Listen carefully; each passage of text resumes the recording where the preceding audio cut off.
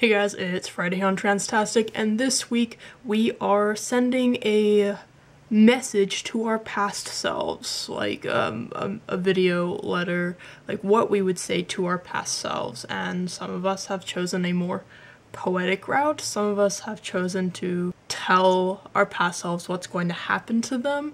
I really have thought about this topic for a very, very, very long time. Like, it's something that I think about a lot, and I've thought about it for all my life because I've just made so many mistakes, and I just think about how I wish I could just go back to myself and be like, don't do this, don't do that, do this, do that, and slap myself in the face and call myself an idiot and just like, I'm going to be very straightforward, and this is really just going to be me talking to my past self. And I was thinking, like, what age of my past self should I choose? And I think 13, when I was 13, would probably be the best time to talk to my past self, because that was a really pivotal moment, or pivotal year, I guess. That's when, like, you know, puberty and life and maturing really started happening. That's when I was still a child, but I wasn't a child. I was a teenage child, and adult things were happening, and just 13. I'm going to talk to my 13-year-old self, so here we go. Hi, me. You are 13 years old. Right now, you're about to enter 8th grade at a new school, and don't worry, it's going to go fairly well. You're going to make a lot of friends, and it's going to be good. There's going to be some awkward moments, but it's going to be good, and you're going to be smart, and you're going to get really good grades, and you're going to be on the dean's list, which is crazy, I know. And I'm just here to give you some pointers and some tips for your future, because you're going to make a lot of mistakes. I'm here to help you avoid those mistakes. So 13, it's a good year. Like, really, there's no actual mistake you're going to make that year. Like, you're going to be fine. Like, you will make mistakes, but really, like, they're nothing. They're nothing. 13 is a good year for you. 14, on the other hand, bad year for you. Yeah, before you enter high school, like, tell your parents to sign you up for Spanish class instead of art, because the art teacher is going to hate you, and if you go into Spanish your first year, you're going to be with all of your peers, and it's not going to be awkward being a year behind in Spanish when you start it when you're 15 rather than 14, so do Spanish instead of art, and focus a lot on your studies. I know you're going to be depressed. Oh, don't go off your meds. Don't go off your meds. Don't go off your anxiety meds. Don't go off your OCD meds. Don't go off your depression, antidepressant meds. Yeah, because those help a lot. 14, year 14 is going to be hard for you. You're going to meet some people. Don't meet those people. You're going to think some people have a crush on you. They do not have a crush on you. Throughout your entire high school career, you're going to think people have a crush on you. They don't have a crush on you. Nobody has a crush on you in high school. You're not going to be in a relationship in high school. Just get that in your head. You're not going to be in a relationship in high school. There's no point in thinking about it. You need to focus on your studies. And guess what? You're good at math. You're really good at math. Like, that is your jam out of all your classes. So focus on math. And if you can take algebra 1-2 before freshman year, do it. And if you can't, then take geometry before sophomore year over the summer. That way you get ahead and you can take AP Calculus when you're in high school, because the AP Calculus teacher there is really solid. Freshman year, you're bound to F up, and don't. Just focus on your studies. Do not focus on anything else but that. You are allowed to have one friend, and that is Michael. He is a good friend. And that's it. You're not allowed to have any other friends. No flirting, no nothing. Just one friend. That's Michael. Yeah, and befriend the teachers. All your teachers are awesome. They really are. And join some clubs. Don't join them out of peer pressure. Like, I know you want to join the chess club. Join the chess club. It's going to be fun.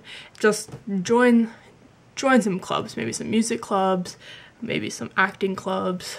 Whatever. Just don't join the clubs that your friends pressure you into, because you're never going to go to them. Sophomore year, you're going to be tempted to join the robotics team, but do not do that. That will be the biggest mistake of your life, because you cannot stand programming. You cannot stand it, and that team is going to dwindle down till you're the last member, and it's going to be awful your senior. So do not join a robotics club. You cannot save it. But sophomore year is going to be better academically. You're going to be able to focus more, and you're going to be really good at chemistry. also top your class actually. And let me tell you this is not incentive to do AP Calc your junior year. You're gonna be really good at chemistry, but don't take AP Chem. We'll go into that. I'll get into that later. Do not join the tennis team. Another big mistake. And again, only Michael's allowed to be your friend that year. No other friends. Just, you're not good with friends. Not flirt with anybody. Again, you're not going to be in a relationship. You're really, really creepy and uncomfortable. So Michael is just your only friend. Sorry. Your junior year, you're going to be tempted to take AP Chem. Do not take AP Chem. Again, biggest mistake of your life. Junior year, you want to focus more on studying for the SATs, which reminds me, in your sophomore year, team up with Sabrina, help her study for the SATs and really focus on that. That way you get like a little extra year with like a study buddy.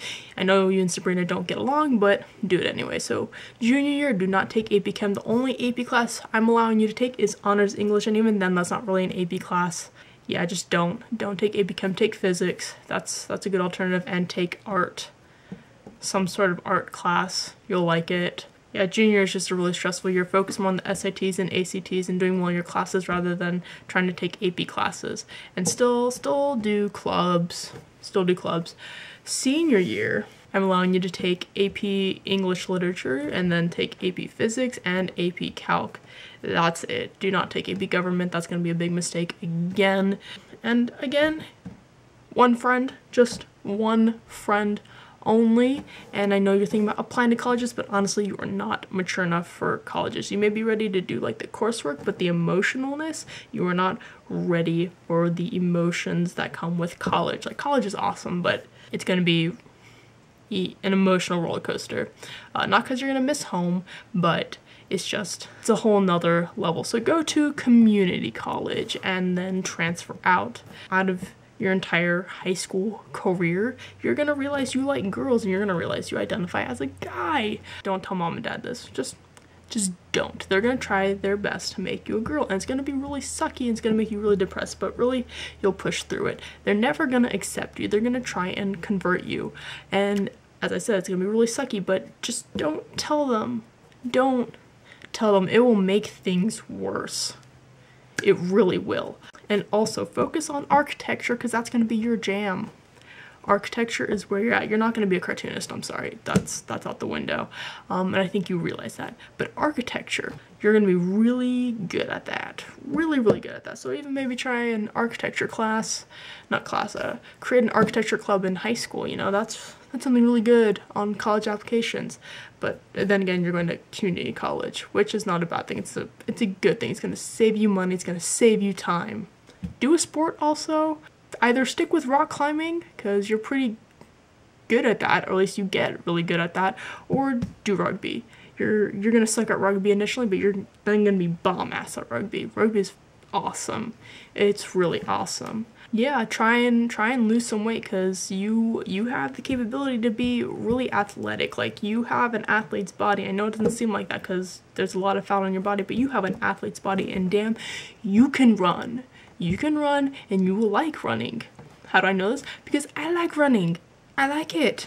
Like, you have the body of an athlete. You just need to cut through that fat. And it's gonna be hard, and it's gonna suck, and you may not be able to accomplish it till you're my age, which is 20, by the way.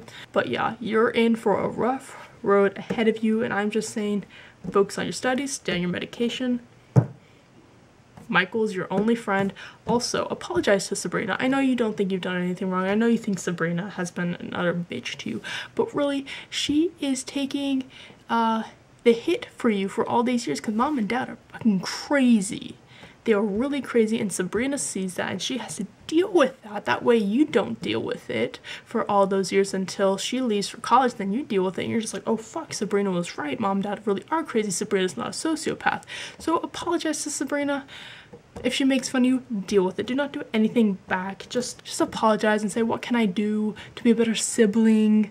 Like, just apologize. You guys will get along pretty decently as you get older. But if you apologize earlier and try and befriend her, like, just try. Really, just try. Don't give up on that. Because she can be your biggest advocate. She really can. That's all I have to say. I mean, there's a lot more I could say, but this video is getting long, so yeah, I hope you took notes. Bye.